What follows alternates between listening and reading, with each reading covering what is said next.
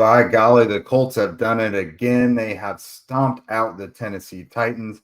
That's a sweep in 3 straight years, you guys. And wouldn't you know it, Daniel Jones and Jonathan Taylor were absolutely excellent in the performance and led the way. Let's get to it.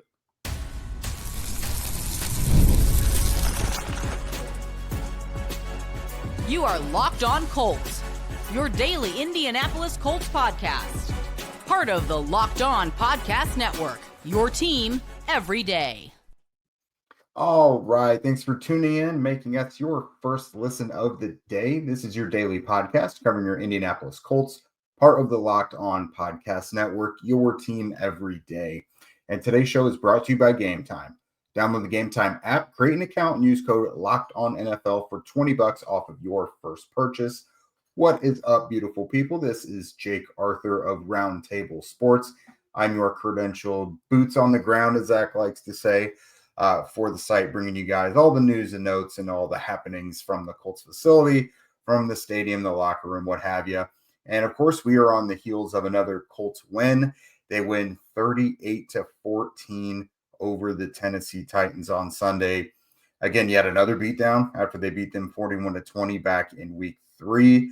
And another example of, okay, for those of you saying that the Colts haven't faced anyone, sure, they've got some easier matchups on their schedule, but they're killing these opponents. And this is just yet another example of that. So the Colts are making quick work and not necessarily playing with their food, so to speak, in these games. They're taking care of business, and they're doing what you would hope to see good teams do. We're going to start up top with Daniel Jones, as usual here. So this guy, the numbers indicate a really strong performance, and I thought it was overall, but there was like a little stretch there in the first half where I was a little worried if he might be kind of tuning into one of his lesser games this season. He took a few hard hits. I think he had 3 sacks. There was one of them where he kind of hit his head a little hard on the turf. Never came out of the game or anything. But then once the second half came around, he was just as good as ever and kind of quelled all issues. Overall, 21 of 29, which is yet another game over 70% completions, 272 yards, yet another game over 250 yards, a yards per attempt of 9.4, which is crazy at the rate he's doing this. 3 touchdowns, 136 quarterback rating. No turnovers. The guy has only turned the ball over in 2 games this year. He's got, I think, 3 picks. Like, that's it. The guy is just not turning the ball over, and that's outstanding considering what we all knew of him in New York, which was just this blatantly unsexy quarterback who was kind of prone to turning the ball over, especially fumbling. And that's just not been issues for him this year. I thought this game was another kind of microcosm of what he's done all season, spreading the ball around, finding the open man. Several guys had big performances in the passing game. But coming up clutch on, they converted a 4th down. 3rd down wasn't their greatest day, but he found the plays that were there to be made. He has been entrusted to just rip the ball on 3rd and long. I think it was 3rd and 13 late in the game or early in the game when he had that 50-yard completion to Alec Pierce. It's like that's just the latest example of it being 3rd and forever. And not only them picking up a chunk play, but being given the green light to kind of go for the jugular. So Daniel's been great, painting all areas of the field, taking the checkdowns, taking the short stuff, but also the intermediate and deep and, outside, inside. Like the guy's going for it. And it looks creative as well. Like just for example, the last little touchdown to Jonathan Taylor, that's technically going to go into Daniel Jones' portfolio as a touchdown, that just little pop pass there at the end. But they're just finding different ways to just mix it up. It's not just a classic drop back, throw the ball, let it rip offense. They're just doing so many things to just bring variety to the offense and just switch it up and make defenses not only have to guess, but like hesitate and take a second, which if you're behind a second as a defender, you're toast. You're the guy you're supposed to be guarding is already going to have the upper hand on you, have a couple steps on you, and it's over. This was another big one from Daniel Jones. And again, it's created a little bit of discourse here, not necessarily from us, but Jonathan Taylor is obviously the one that got a ton of MVP consideration or, chatter after this performance, after another dominating game that we'll talk about here in a moment. But Daniel Jones deserves it kind of just as much, I think. I think the Colts have two legitimate MVP candidates. I mean, go back to last year, come back to this year, look at it. Like, do you see this offense, this team being able to function the same way whatsoever if it's not Daniel Jones at quarterback or if Jonathan Taylor isn't playing out of his mind? And these guys are just so incredibly invaluable to the operation of what they're doing that I don't know. I think some of the bigger name guys around the league, like Patrick Mahomes and Josh Allen and these guys, for whatever reason, they're still being propped up as these untouchable options at MVP and like the obvious options at MVP. And those guys should always be in the conversation for what they're doing. But like, look at the Colts. It's just still more disrespect about a team that keeps winning, keeps killing bad teams, is still the number one seed in the AFC and has the best record in all of football. I mean, give these guys a little bit of respect. Like, if we're talking about value and not just most outstanding player, then the value that Daniel Jones and the value that Jonathan Taylor have been bringing to the Colts as an entire team, not just an offense. I mean, those two guys have so much weight in why the team is as good as they are, that if we're talking about value and the most valuable players, of course, they've got to be up there near the top of consideration. But again, Zach and I have complained about that on a recent show, and I'm sure we will probably complain about it again at some point as we get closer to when the NFL honors and all that stuff will come out. So I'll shut up about Daniel Jones now. We will go ahead and talk about Jonathan Taylor and the rest of the Colts offense in just a moment. Again, 38-14 beatdown. There's a lot to talk about, my friends. This episode is brought to you by PrizePicks. You and I make decisions every day, but on PrizePicks, being right can actually get you paid.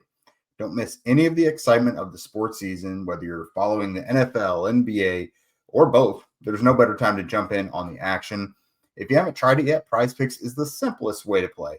Just pick more or less on at least two player statistics, and if you get them right, you're going to win. It takes less than 60 seconds to make your lineup, and you can play anywhere PrizePicks operates, and that includes California, Texas, and Georgia. I've been using PrizePicks for a long time. They've been a sponsor on this network forever, it seems. Use them during, certain game days like primetime games and all that, and NBA tip-offs even. Keeps every game exciting. They've got this new stack feature. It's a total game changer. You can now pick more on one singular player, a bevy of their stats, like Steph Curry, for example, points, threes, and assists all in the same lineup. Didn't used to be able to do that. Now you can. Plus, if one of your players leaves early with an injury, then the injury reboot saves your lineup from a loss. So download the PrizePicks app today and use code LOCKEDONNFL to get $50 in lineups after you play your first $5 lineup. That's code LOCKEDONNFL for $50 in lineups after your first $5 lineup. PrizePicks. It's good to be right. All right, guys, let's get real. Making excuses doesn't solve anything. We've all heard them before. It's just stress. I'm tired, or it happens to everyone sometimes. But when it comes to performance, sometimes your body just needs a little extra support, and that's where Rugiet comes in. Rugiet.com offers fast-acting, doctor-prescribed treatments for ED designed to help you stop making excuses and start making moves. Rugiet makes it simple to get started. You just connect with a board-certified doctor 100% online. There's no awkward waiting rooms or anything like that. No in-person appointments that you have to try and fit into your day. If prescribed, your treatment ships discreetly straight to your door. The process is fast, simple, and private, and it's all handled by real doctors. So visit rugiet.com/LockedOnNFL to get 15% off of your first order. That's rugiet.com/LockedOnNFL. And don't forget to use our code LockedOnNFL so that they know we sent you. Rugiet, stop making excuses and start making moves. Welcome back, friends and family. We are talking the Colts' victory over the Tennessee Titans, pushing them to 7-1, and again defending their home turf of Lucas Oil Stadium, which was an awesome environment, by the way. You guys, I heard you loud and clear from the press box, and that's not always easy to do. A game against a one-win Titans team, you guys were still fired up. You were ready to support Jonathan Taylor and all the guys. I always get chills when I'm in a stadium or an arena, whatever sporting event it is, and you see someone who's just like so in their bag, like Jonathan Taylor, and then you feel the fans giving it right back to him with the MVP chants and everything. And like fans, like we can all be hyperbolic sometimes, and like we know a certain guy isn't necessarily of that caliber, but like the encouragement fit the moment. You know what I mean? Like it felt like a signature MVP moment for Jonathan Taylor, a fourth 3-touchdown game on the season. And for all of you who are there to just kind of make it rain the MVP chance on him, I thought that was really cool. Again, because it's not always fitting, but it was very appropriate in that setting. So let's go ahead and talk about this offense real quick. Another 400-yard game, 420 yards, 38 points. They were 3 of 4 in the red zone. Now, if you guys check out WTHR Plus with Dominic Miranda and I after the game, I did say this next area is something that actually leaves me kind of encouraged because, again, the Colts were knocking on the door of 40 points. They had over 400 yards, but they really weren't great on third down. They were 3 of 9 on third down. That's just 33%. Again, that is not that good at all. They salvaged it being one of one on fourth down. But to have an offensive output like that, when there's an area you clearly could improve in, and we've seen them have some pretty good third down games, so we know they're capable of it, and they're a historically great offense right now. That is always good to see for me, especially going into a game like next week against the Steelers, where the Colts certainly have the advantage against a defense like that that's very static and doesn't really vary up their looks very much. To see, third down is an area you can improve and sustain drives, make those drives last longer, control the ball longer. I think that's pretty encouraging. All right, so let's look at Jonathan Taylor. So 153 yards rushing, which, again, I've talked about excellence exhaustion before. Like that's kind of ho-hum for us to see from him before.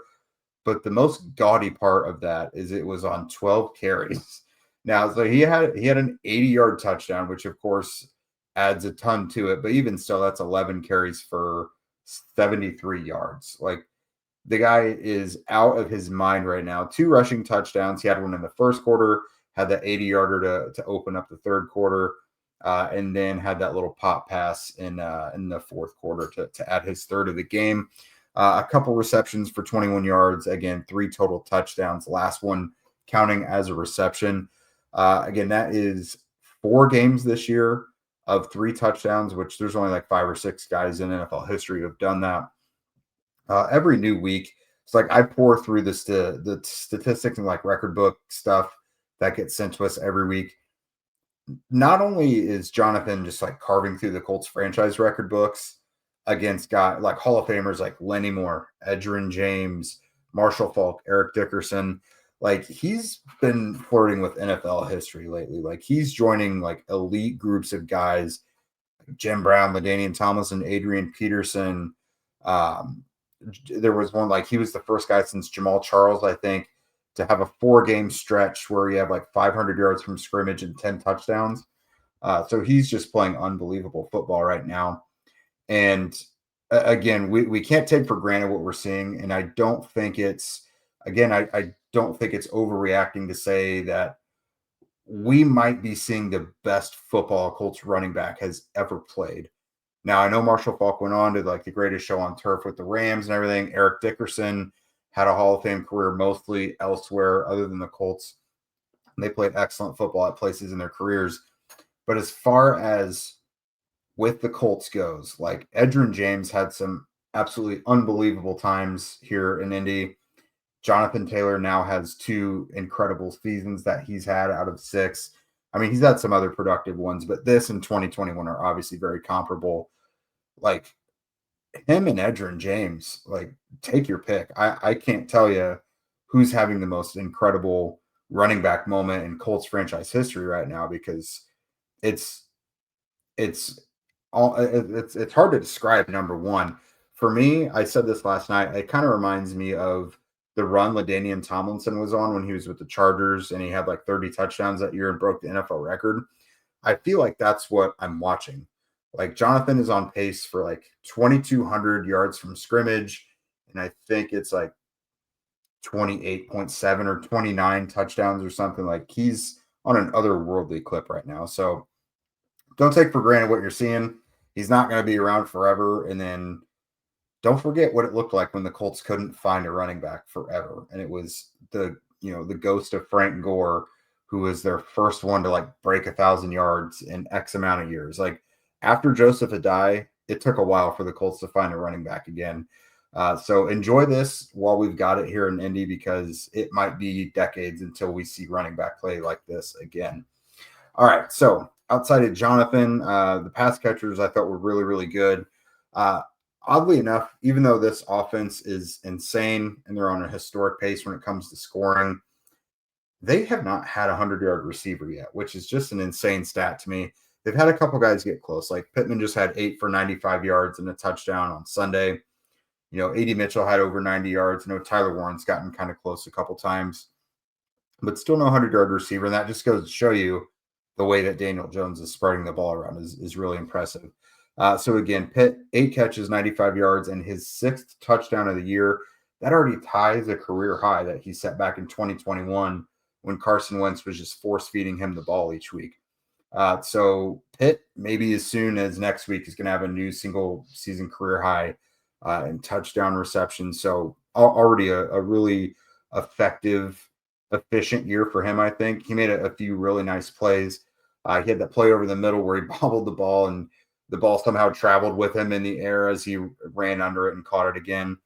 The touchdown was obviously awesome, 20-plus yard play where he cradled it with one arm to bring it in with the defender draped all over him. It was defensive pass interference even. And then his last one, it was like an 18-yard play. I think it was in the fourth quarter. But Daniel Jones was throwing him kind of to the sideline, and he stopped short of going out of bounds and turned it up and got an 18-yard pickup out of it.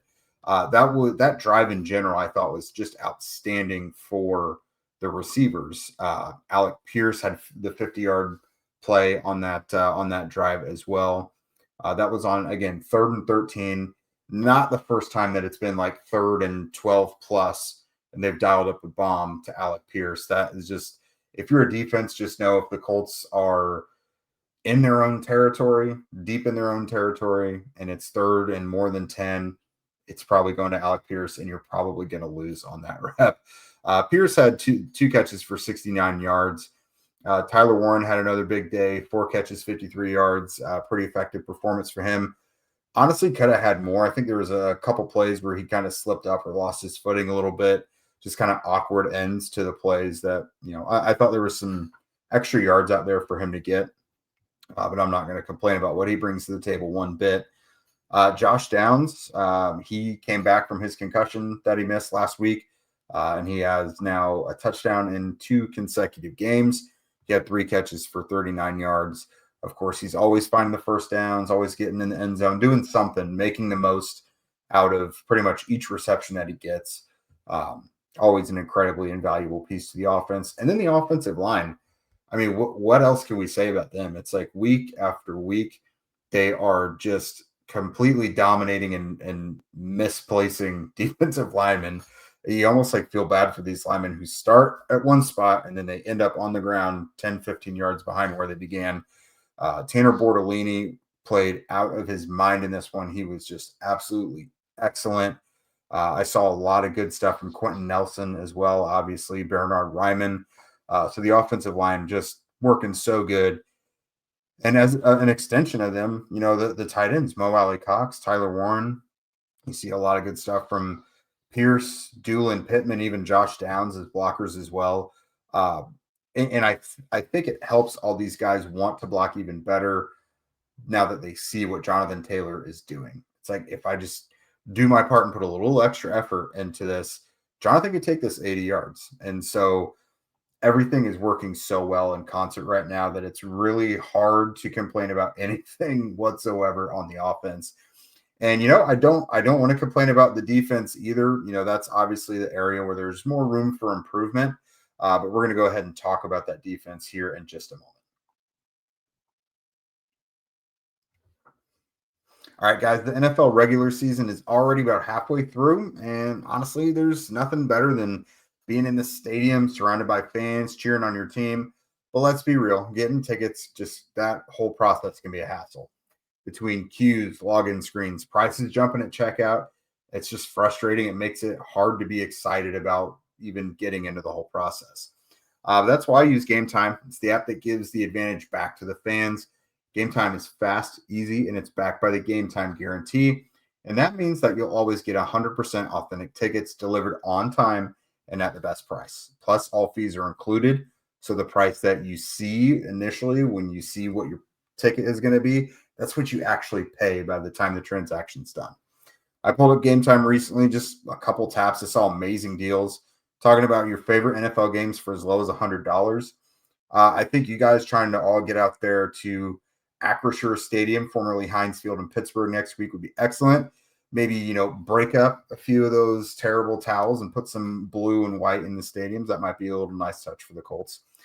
This app makes it super simple. I could even see the exact view from my seat before buying. If you go into a Pacers game or something, you can see exactly where you're going.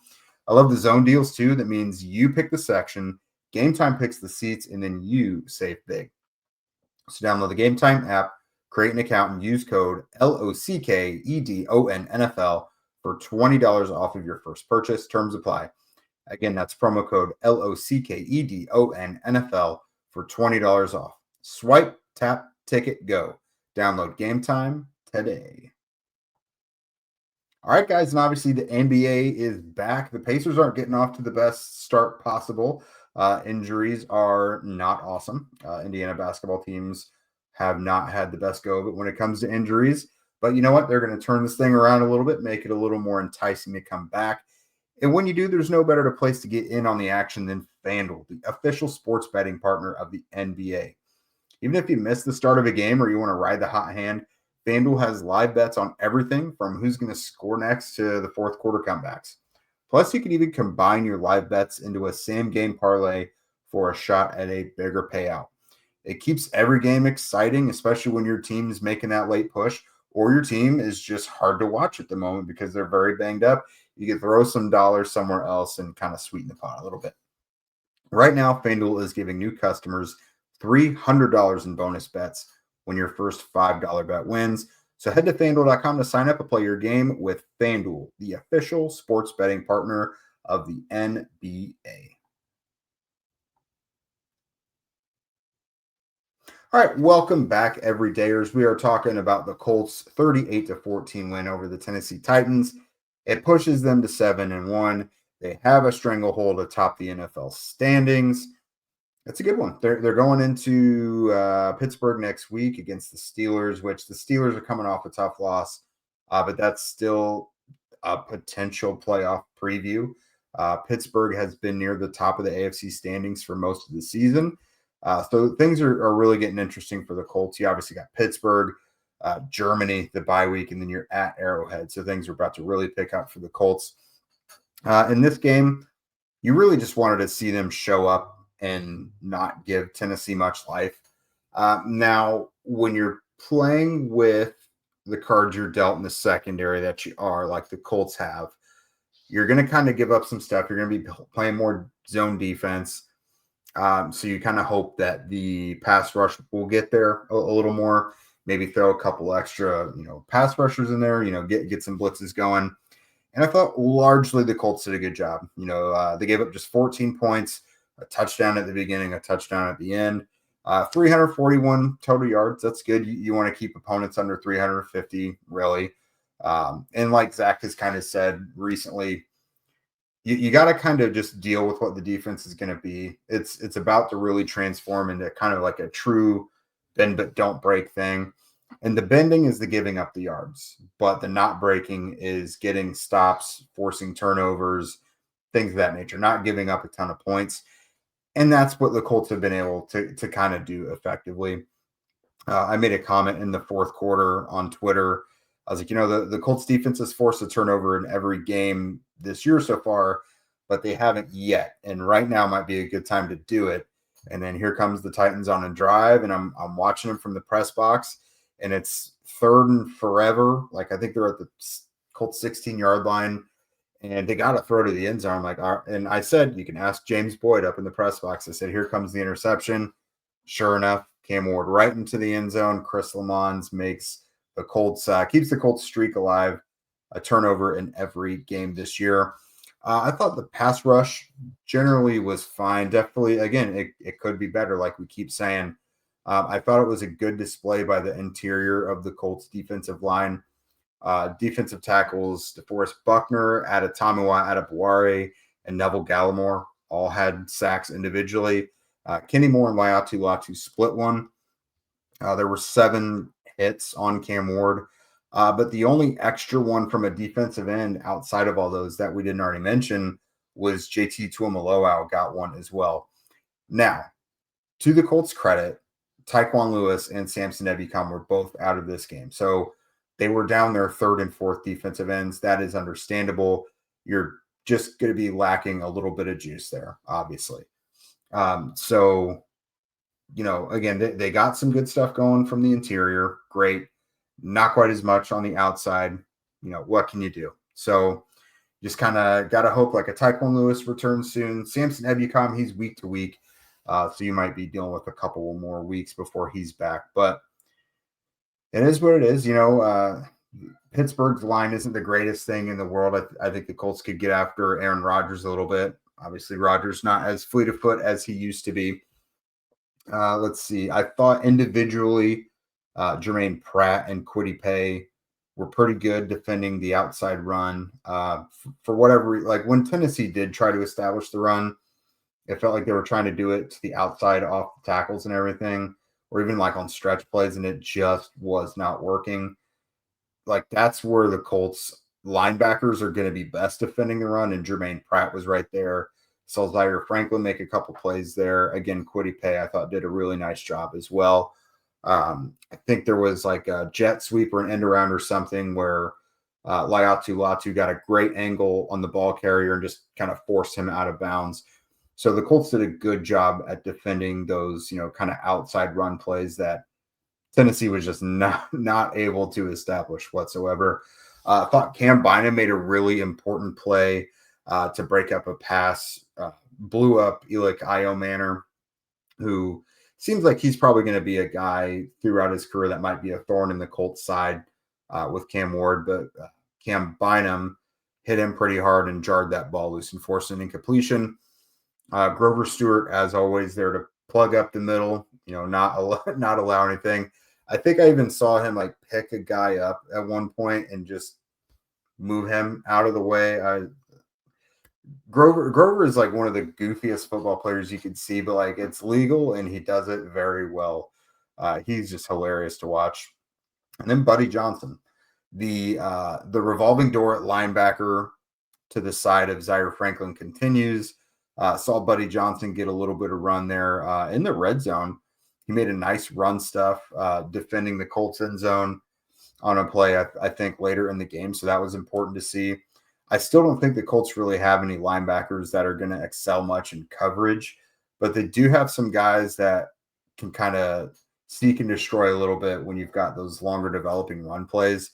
They're gonna kind of stand up there. So make of the linebacker room what it is, but you've got some guys that do excel in certain roles, and the trade deadline's a week away. We're going to talk more about that, obviously, but you kind of embrace what your team is good at right now and just kind of lean into the fact that you hope the Colts make a move or two. I'm sure it probably won't be multiple, but make an impactful move on defense to maybe mask a couple of the deficiencies that you got there. So that's it for me, guys. That was the game, 38-14. The Colts moved to 7-1.